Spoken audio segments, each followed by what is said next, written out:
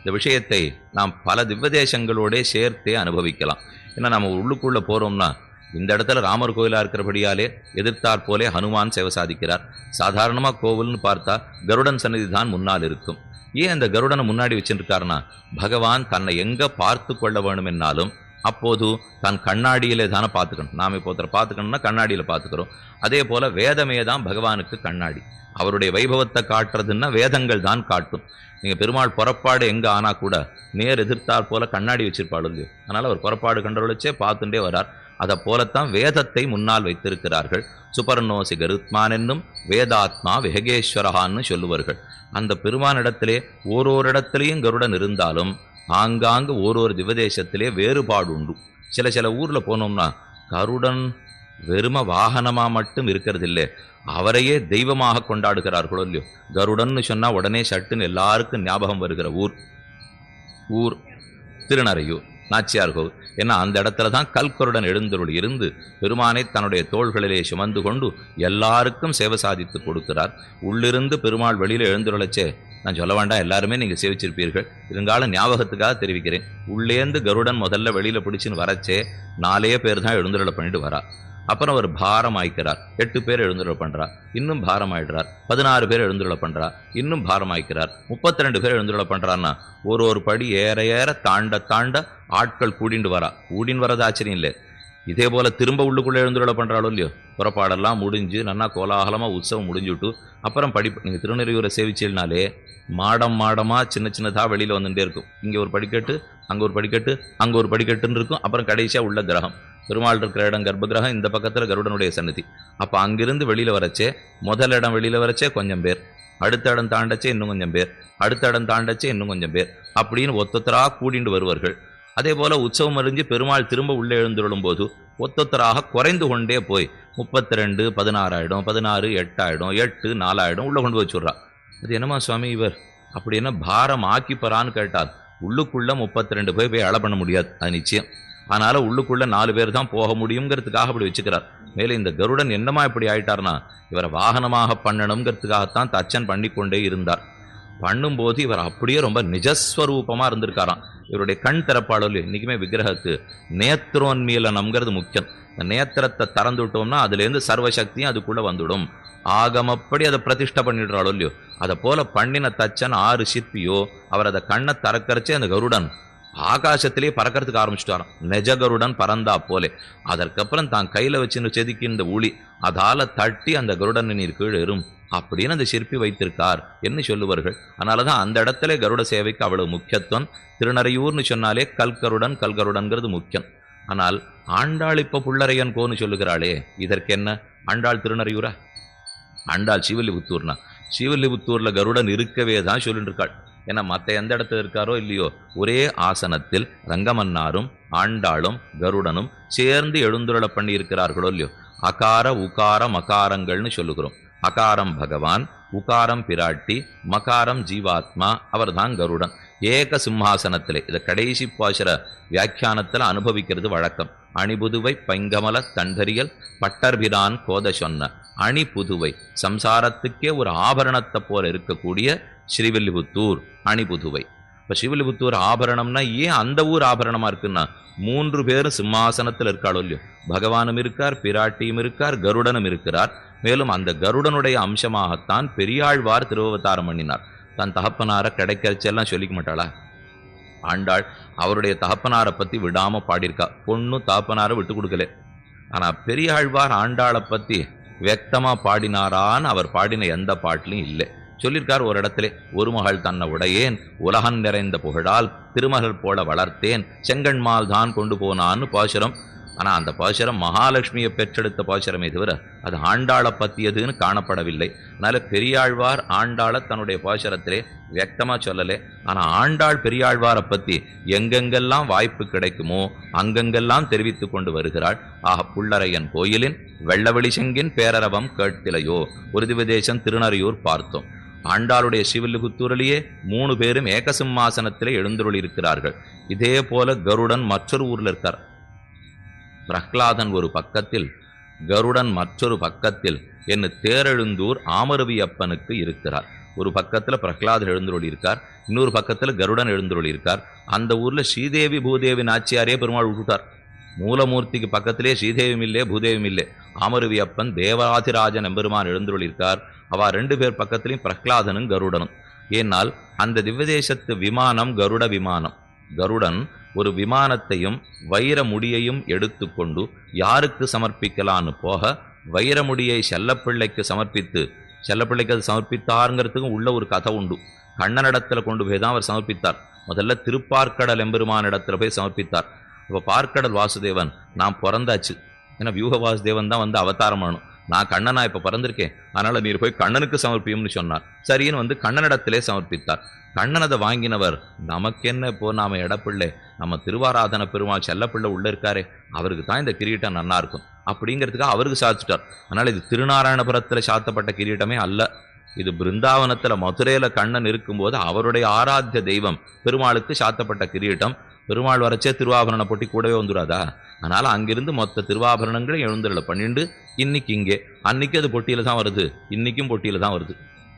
ஏன்னா வைரமுடி உற்சவம்னு சொன்னாலே அன்னைக்கு அது மண்டையா தேசத்தில் இருக்கிற அரசாங்கத்தினுடைய பெட்டகத்தில் அது இருக்கிறபடியாலே அங்கிருந்து ரொம்ப ஜாகிரதையாக கொண்டு தான் பெருமாளுக்கு சமர்ச்சிட்டு போகிறார்கள். ஆக வெள்ள வெளிசங்கின் பேரரவம் கேட்கலையோ பிள்ளாய் எழுந்தினாய், வெளிசங்கனுடைய பேரரவத்தை நீ கேட்கவில்லையா? புள்ளரையன் கோயிலின் வெள்ள வெளிசங்கின் பேரரவம் கேட்கலையோ? இப்போ 2வது விதேசம் பார்த்தோம்னால் ஸ்ரீவில்லிபுத்தூர்லையும் கருடன் எழுந்துள்ளிருக்கிறார், தேரெழுந்தூர்லையும் கருடன் ஒரு பக்கத்தில் எழுந்துள்ளிருக்கார். ஏன் சொல்ல வந்தேன்? கருடன் கிரீட்டத்தை கொண்டு போய் செல்லப்பிள்ளைக்கு சமர்ப்பித்தார். அதே கருடன் கையில் விமானம் வச்சுட்டு இருந்தாரே, அதை கொண்டு தேரெழுந்தூர் ஆமருவியப்பனுக்கு சமர்ப்பித்தார். அதனால தான் இங்கே கருட விமானம்னு பேர். ஒரு பக்கத்தில் கருடன் எழுந்துள்ளிருக்கார். இவர்கள்லாம் ஒரு கருடனை பற்றி நாம் பேசின்னு இருப்போம். ஆனால் கருடனை பற்றி ஆழ்வாரே பாசுரத்தில் பாடி அந்த எம்பெருமானுக்கு இன்னைக்கும் சேவைன்னா கருட சேவைதான்ங்கிறத எங்கே சொல்லுவோம்? கருட சேவைன்னா காஞ்சி தான், வேற பேச்சுக்கே இடம் கிடையாது. பெருமாள் கருட வாகனத்தில் எழுந்துடுறாருன்னா எல்லா பெருமாளே கருட வாகனத்தில் எழுந்துடுறான், அதில் ஒன்றும் குறவில்லை. இதில் ஆச்சரியம் பாருங்க, 11 கருட சேவை திவ்யதேசம் இருக்கு, 9 கருட சேவை திவ்யதேசம் இருக்கு, 5 கருட சேவை திவ்யதேசம் இருக்கு. ஆனால் இங்கே பெருமாளுக்கு கூட யாரும் கிடையாது. சககாரி நைரபேட்ச மொல்லியம் தனித்து கருட வாகனத்தின் மேலே கொற்ற புல் ஒன்னேறி மண்ணூடே வருகின்றான் என்கின்றாளால், வெற்றி போல் இந்திரர்க்கும் இந்திரனே ஒக்குமால் என்கின்றாளால் என்று திருமங்கியாழ்வார் சாதித்தார். அது திருக்கண்ணபுரப்பாசுரத்திலே தெரிவித்தார். கருட வாகனார் ஊடனாய் வையங்கண்ட வைகாசி திருநாள் வினதாசுத வாகனனாய் கருடனை தனக்கு வாகனமாக கொண்டு பশ্চিம கோபுர துவாரத்திலே, மேற்கு கோபுர துவாரத்திலிருந்து காஞ்சி தேவப்பெருமாள் வெளியே எழுந்தருளுகிறார். அதை சேவிக்கணும்னு தான் ஆசைப்பட்டார் நம்மாழ்வார். அருளாத நீரருளி அவராவி துவராமுன் அருளாழி புட்கடவீர் அவர் வீதி ஒரு நாளென்னு அருளாழி அம்மானை கண்டக்கால் இது சொல்லி அருள் வாழி வரிவண்டே யாமுமென் பிழைத்தோமே. இந்த பெருமாளை ஒரு நாளாவது என் வீதி வாசல்ல வந்துட்டு போய் சொல்லு. நான் பராங்குஷ நாய்க்கு ரொம்ப துன்பப்பட்டு போயிருக்கேன். அருளாத நீர், ஆழ்வார் பெருமாளுக்கு பேர் கொடுக்கிறார். அனுகிரகம்னா என்னதுன்னே தெரியாத நீர். இது நியாயமா? அருளாத நீர்னா அருளே வடிவெடுத்தவர்னு எல்லாரும் சொல்லிட்டு இருக்காளே, கருணாமூர்த்தி கிருபா ஜலதின்னு சொல்லிட்டு இருக்காளேன்னா ஆழ்வாருக்கு அவ்வளவு நெருக்கம், வெய்யவும் வெய்வர் வாழ்த்தவும் வாழ்த்துவர். அத்தனை உரிமையோடு கேட்கிறார். அருளாத நீரருளி அவர் ஆவி துவராமுன் அருள் ஆழி புட்கடவீர் ஆழி வரிவண்டே. வண்டுகளை கூப்பிட்டு நீங்க நேர பகவானிடத்துல தூத்து போங்கோ, போய் நான் இந்த மாதிரி காத்துருக்கேன், கருட வாகனத்தோட வந்து எனக்கு சேவை சாதிக்கணும்னு சொல்லுங்கோன்னா. வண்டு கேட்டுது, நான் போய் சொல்றேன். யார் இடத்துல சொல்லணும்? அவர் ஆவி துவராமன் அருளாழி புட்கடவீர் காஞ்சி தேவப்பெருமாள் தான் கருடோத்சவம் கண்டருள் புல் புட்கடவீர், புட்கடாகின்ற பெருமான், கருடோத்சவம் கண்டருளுகிற பெருமான். அவனிடத்துல போய் சொல்லுன்னா வண்டு புறப்பட்டது, நான் போய் சொல்றேன். ஒருவேளை நாளைக்கு வரேன் நாளைக்கு வரேன்னு சொல்லிட்டார்னா, நீ இப்போ வான்னு சொல்றே, இன்னைக்கு இல்லைன்னா பெருமாள் அதே மாதிரி சொல்லிட்டார். அருளாத நீரருளி அவர் ஆவி துவராமுன், நீ 10 நாள் கழிச்சு கூட வரலாம், ஆழ்வார் ஆவி இருக்காது. அவர் ஆவி ஒன்னை விட்டு பிரிந்து இந்த கருட சேவையை சேவிக்கலேன்னா அவர் உயிர் முடிந்தே போய்விடுவர். அவர் ஆவி துவராமுன் அருளாழி புட்கடவீர் அவர் ஆவி துவராமுன், அவர் பிராணன் போவதற்குள்ளாக நீர் அவர் திவதேச வாசல்ல வாரும். பெருமாள் சரின்னு ஏற்றுக்கொண்டார். ஆனால் வண்டே எனக்கு ஒரே ஒரு கவலை தான், அவர் நிறைய பாபம் பண்ணவர், அவர் எப்படி நான் போய் பார்ப்பேன்? ஆழ்வார் சொல்றார், தாராளமா அவன் என்ன பார்க்கவே வேண்டாம், என் வீதி வாசல் வழியா வரட்டும். என் வீட்டில் நான் ஒரு ஏற்பாடு பண்ணி வச்சிருக்கேன், கவாக்ஷம், மாட்டுக்கண்ணை போல ஜன்னல் போட்டு வைப்பா. உள்ள இருக்கிறவாளுக்கு வெளியில இருக்கிறவா தெரியும், வெளியில இருக்கிறவா உள்ள யார் இருக்கான்னு தெரியாது. பெருமாள் கருடோத்சவத்தோடு எழுந்தருளட்டும், நான் சேவிச்சுடுறேன், அவர் என் முகத்தை பார்க்கவே வேண்டாம், நான் பாபம் பண்ணவன் தான் எனக்கு தெரியும். அருளாத நீரருளி அவர் ஆவி துவராமன் அருள் ஆழிப்புட்கடவீர். அங்க ஆழ்வார் அந்த ஆழிப்புள், அருளாழிப்புள், புள்ளுன்னா பறவே, அருளாழிப்புள்னா கருணையே வடிவெடுத்த கருடன் விட்டார். அப்ப கருடனுக்கு அங்க ஏற்றம் சொல்லியிருக்கார். அருளாழி புட்கடவீர், பகவானை நம்ம கிட்ட கொண்டு சேவை பண்ணி வைக்க போறாரோ இல்லையோ, அப்ப அவர் அனுகிரகமுடையவராகத்தான் இருக்க வேண்டும். ஆழ்வார்கள் ரெண்டுமே பாடுவா. அம்சிரை புல் வெம்சிரை புல். அம்சிரை புல்னா அழகு சிறகுகள் படைத்த புல், வெம்சிரை புல்னா வெப்பமான சிறகுகள் படைத்த புல். அவர் என்ன அழகா வெப்பமா, ரெண்டுத்துல ஏதுன்னா பெருமாளை எங்கிட்ட கூட்டின்னு வந்தா அழகு, நான் அவரை சேவிச்ச உடனே அழைச்சின்னு போயிட்டா வெப்பம். அவர் எப்ப நம்ம கிட்டக்க கூட்டின்னு வந்துட்டே இருந்தாலும் கருடோத்சவம் எப்பவும் நம்ம நோக்கி வந்துட்டே இருக்கணுமா, முடிஞ்சு நம்மளை தாண்டி போகிறது சொல்லி அது ஆழ்வார் பிடிக்கல. எப்பவுமே அது எப்படி சுவாமி ஒருத்தர் நோக்கி வந்தா அப்போ பெருமாள் கருடோத்சவம் கண்ட வேண்டாமே, ஒரு பக்தனுக்காக அங்கேயே நின்று தான் அவர் சேவை சாதிக்கிட்டமே. அருளாழி புட்கடவீர் அவர் வீதி ஒரு நாளென்னு அருளாழி அம்மானை கண்டக்கால் இது சொல்லி அருள் ஆழி வரிவண்டே. இன்னைக்கு அதனால தான் என்னைக்கு காஞ்சிபுரத்திலே கருட சேவை நடக்கிறதோ அன்று நம்மாழ்வார் சன்னதி வாசல் வழியாகத்தான் பெருமாள் எழுந்துருளுகிறார். ஏன்னா அவர் வந்ததே ஆழ்வார் துறை பிரதட்சணத்தில் எழுந்துருளி. அநேகமாக இன்னைக்கு ஆழ்வார் திருநக்ஷத்திரமாகவும் இருக்கும். அப்பாப்பு ஒரு ஆண்டு இப்படி அப்படி மாறி வருவதும் உண்டு. ஆனால் அநேகமாக ஆழ்வாருடைய வைகாசி விசாக திருநாளும் தேவப்பெருமானுடைய பிரம்மோற்சவத்திலே 3வது உற்சவமும் ஒன்றாகத்தான் வரும். அதனால கருடோத்சவம் கண்டருளி இறங்குவர், நேர் ஆழ்வார் சன்னதிக்கு போகிறார், ஆழ்வாருக்கு தன் அனுபவத்தை எல்லாம் கொடுக்கிறார். கருடோத்சவம்னாலே காஞ்சி தேவப்பெருமானுடையது தான். அதையும் இங்கே பார்க்கலாம். குள்ளரையன் கோயிலின் வெள்ளவெளி செங்கின் பேரரவம் கேட்கலையோ, அந்த பக்ஷிநாதத்தை ஆழ்வார் தன்னுடைய ஹிருதயத்துக்குள்ள கேளுன்னு சொன்னார். ஓர் திவ்யதேசம் தெந்திருப்பேரைங்கிற அற்புதமான திவ்யதேசம். 7ஆம் பத்தில் நம்மாழ்வார் அதுக்குன்னு 3 நம்மாழ்வார் 3ஆம் திருவாய்மொழியிலே 10 பாசுரங்கள் பாடியிருக்கார். வெள்ளச்சுரிச்சங்குட ஆழியேந்தி தாமரை கண்ணனன் நெஞ்சினூடே புள்ளைக்கடாகின்னவாற்றை காணீர் வெள்ளச்சுகம் அவன் வீத்திருந்த வேதவொலியும் விழாவொலியும் பிள்ளக்குழா விளையாட்டொலி மரா திருப்பேரையில் சேர்வன் நானே. வேத ஒலியும் விழா ஒலியும் பிள்ளக்குழா விளையாட்டொலி மரா திருப்பேரையில் சேர்வன். ஆழ்வார் திருநகலேருந்து கிளம்பி நான் திருப்பேரை தெந்திருப்பேரைக்கு போக போகிறேன், எல்லாரும் கிட்டக்க வாங்கோ, என் நெஞ்சில காதை வச்சு கேளுங்கோன்னு ஆழ்வார் கூப்பிட்டார். என்ன சத்தம் கேட்குமா, நம்ம நெஞ்சில் என்ன கேட்கும், ஓடின்னு இருக்குங்கிறது மட்டும் தெரியும். இதுதான் இங்கே நம்ம கேட்குற சத்தம். ஆனால் ஆழ்வார் அப்படி சொல்லலையே.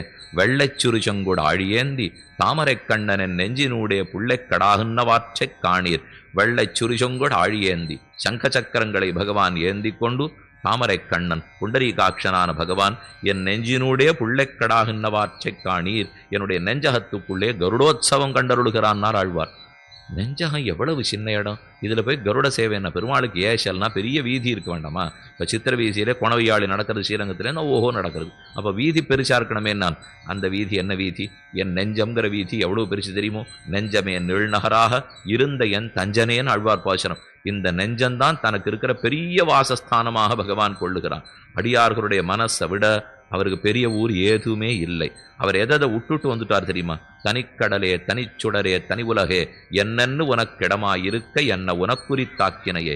இந்த நெஞ்சகத்தில் பகவானுக்கு இருக்கிற காதல் சூரிய மண்டலம் வேண்டாம், பரமபதம் வேண்டாம், பார்க்கடல் வேண்டாம், அடியார்களுடைய நெஞ்சமே வேணும்னு வந்திருக்கிறான். கொழுங்குளிர் முகில் வண்ணனை விட்டு சித்தன் மனத்தே கோயில் கொண்ட கோயில் கோயில் முகில் வண்ணனை. விஷ்ணு சித்தனுடைய மனசில் இருக்கவே தான் விஷ்ணு சித்தன்கிற பேரே அவருக்கு வந்தது. அவர் மனசிலேயே பெருமான் இருந்தானோ இல்லையோ, இருக்கிறது இல்லை, கருடோத்சவம் கண்டருள்றானோ. எல்லாரோடையும் சேர்த்துண்டு இங்கேயும் அங்கேயும் ஏசல் கண்டருளுகிறார். அப்படியான ஆழ்வாரை கேட்டோம். நம்மள என்ன கிட்டக்க வாங்கோ, நெஞ்சில காதை வச்சு கேளுங்கோ. கருடனுடைய குழம்பி நோஷம் உங்க காதுல கேட்கறதா இல்லையா பாருங்க. வெள்ளைச்சுரிச்சங்கூட ஆழியேந்தி தாமரை கண்ணனின் நெஞ்சினூடே புள்ளைக்கடாகின்னவாற்றை காணீர். கேளீர்னு தானே ஆழ்வார் சொல்லியிருக்கணும், காணீர்னு விட்டார். கொஞ்சம் உங்க கண்ணு மட்டும் ஒழுங்கா இருந்ததுன்னா அதோ இங்க நடக்கிறத நீங்க நேர சேவிக்கலாம். அங்கு ஒரு நாள் கருடோத்சவம், இங்கு 360 நாளும் கருடோத்சவம். ஆழ்வாருடைய திருவுள்ளத்தில் கருட வாகனம்னா எப்பவும் அத்தோட சேவை சாதிக்கிறாரோ இல்லையோ, அந்த ஊர்ல தான் நேர சன்னதிகருடன் எழுந்துருளி இருந்தார். பேரே நம்ம சன்னதிகருடன் சன்னதிகருடன் தான் சொல்லுவோம். கருடன் இருந்தார். வாசல்ல பிள்ளைகள்லாம் ஓன்னு பெருமாள் நாமத்தை சொல்லிட்டு விளையாடி இருந்தாலாம். இவர் தடுத்துட்டே இருந்தார்.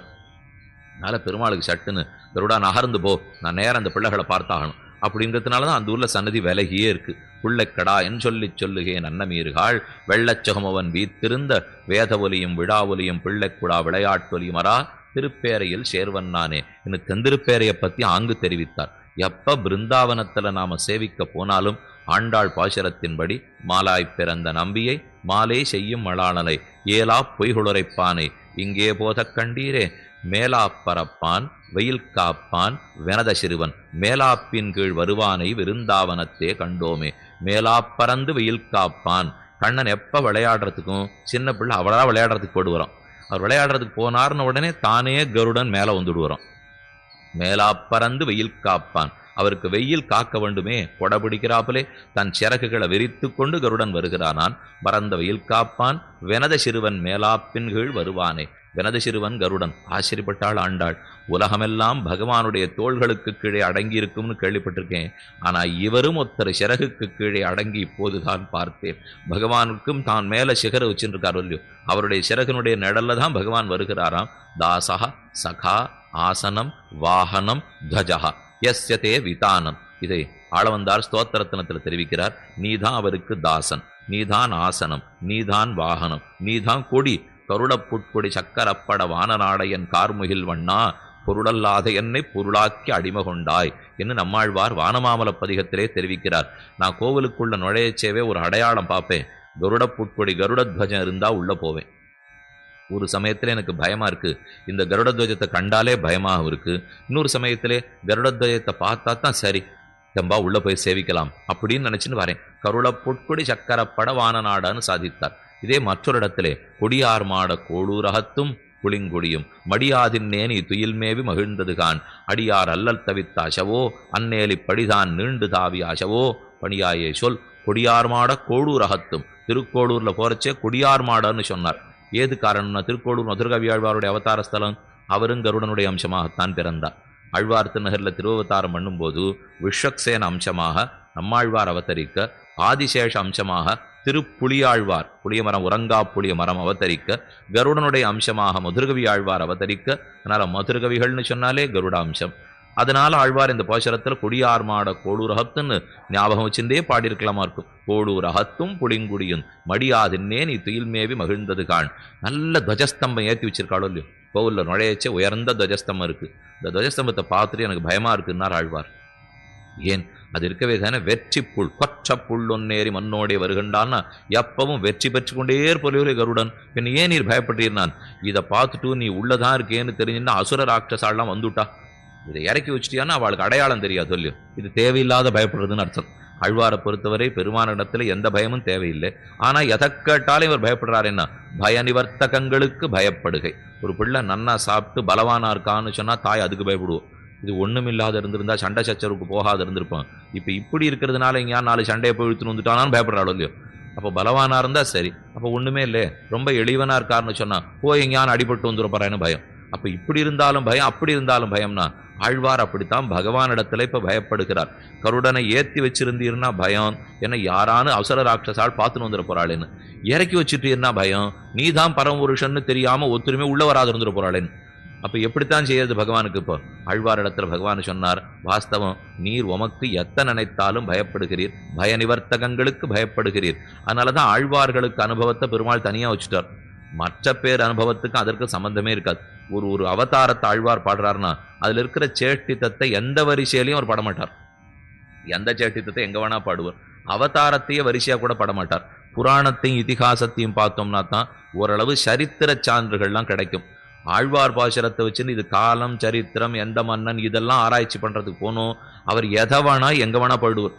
ஏனெனில் பகவானுடைய அனுகிரகம் அவர் கொடுத்திருக்கிற அனுபவத்தில் அவள் வரிசையாக பாடுறாளே தவிர எப்பப்போ எந்தெந்த நிமிஷம் பெருமாள் காட்சி கொடுக்குறாரோ அப்பப்படி பாசுரத்தில் பாடின்னு இருக்கா. அதனால் திருக்கோளூருக்கு போகணுன்னாலும் இன்னும் மதுரகவி ஆழ்வாரை சேவித்துக் கொள்ளுகிறோம். கொடியார் மாட கோளூரகத்தும் புளிங்குடியும்னு சாதித்தார்கள். இப்படி திருநறையூர்லேயும் கருடனுக்கு ஏற்றம், ஸ்ரீவில்லிபுத்தூரிலேயே கருடனுக்கு ஏற்றம், எங்கும் கருடனுக்கு ஏற்றம். என சன்னதி கருடனாக இருக்கிறபடியால் தெந்திருப்பேர கருடோத்சவம்னு சொன்னால் இந்த ஊர்க்கார அத்தனை பேரும் இன்னைக்கும் அன்னைக்கு ஊருக்கு வந்துடுவா.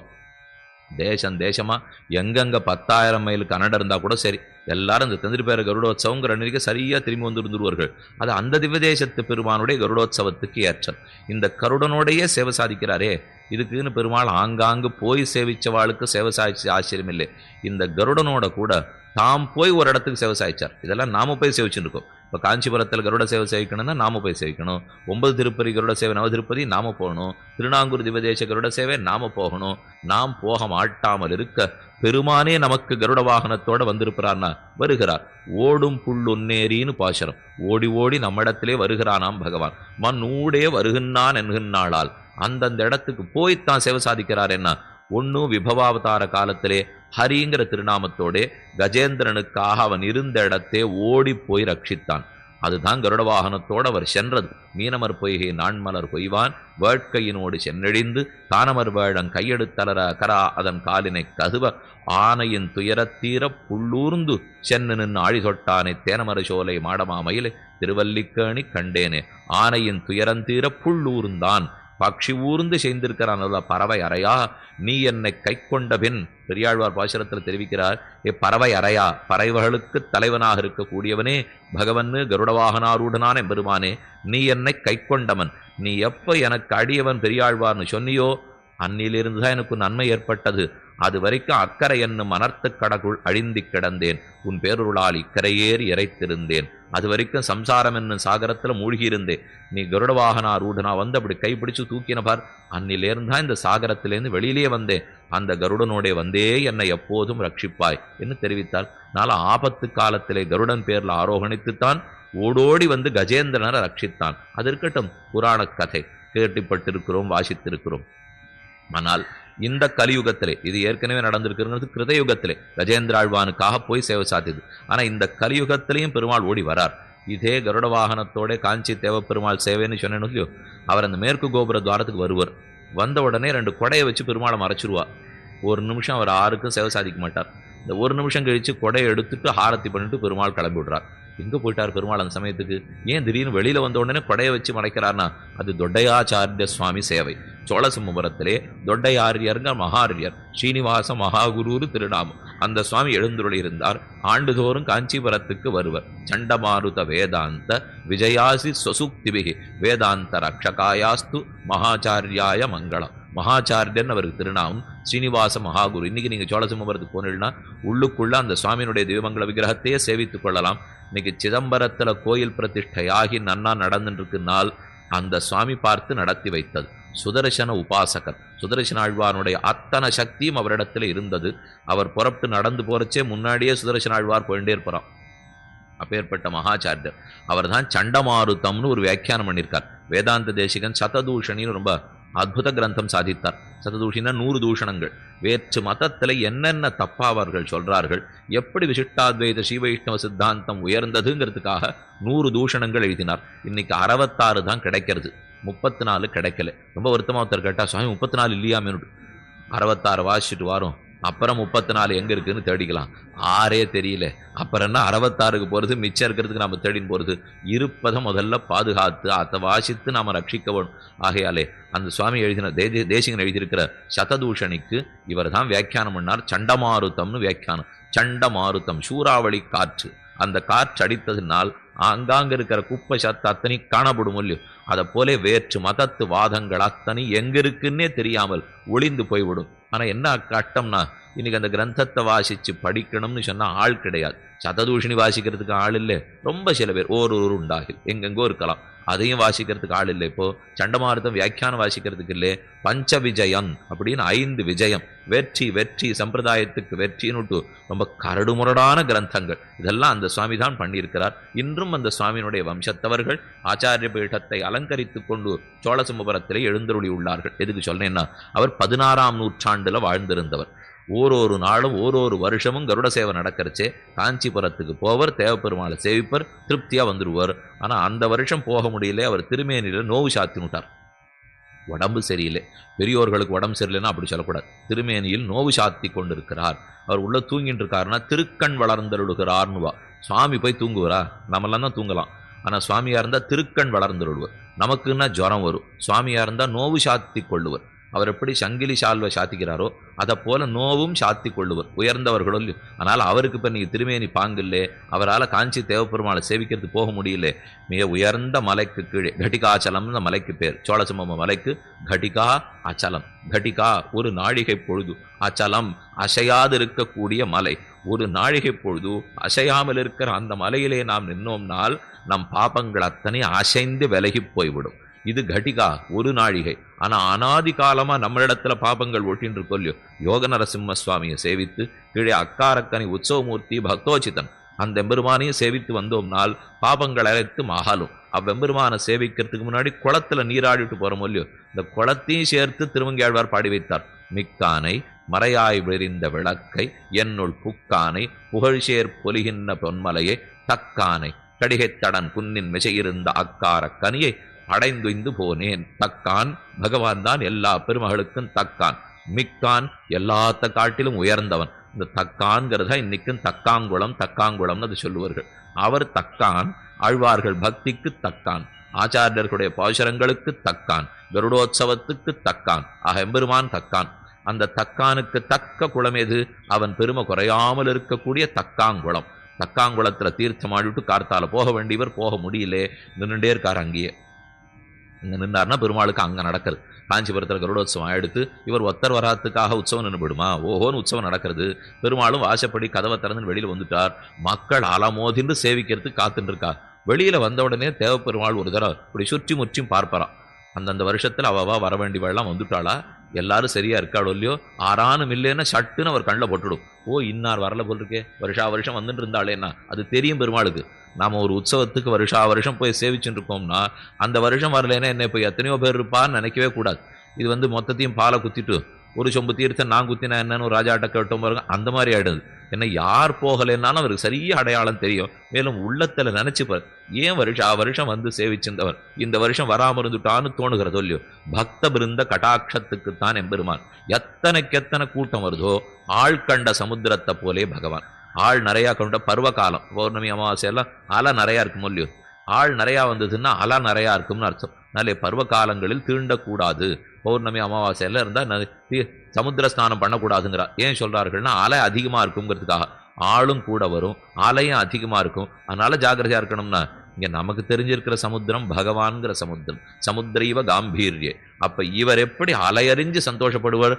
ஆழ்கண்ட சமுத்திரம். நிறைய பேர் சேவிக்கிறதுக்கு வந்தால் பகவானுக்கு ஆனந்தம் தான். இந்த ஊரு தொட்டையாச்சாரிய சுவாமி ஸ்ரீனிவாச மகாகுருவை காணமே, எங்கே போயிருப்பார்னு ஒரு நிமிஷம் யோசித்தால், ஓ அவர் வர முடியாத தக்காங்குளக்கரையில் நிற்கிறார் போல் இருக்கு.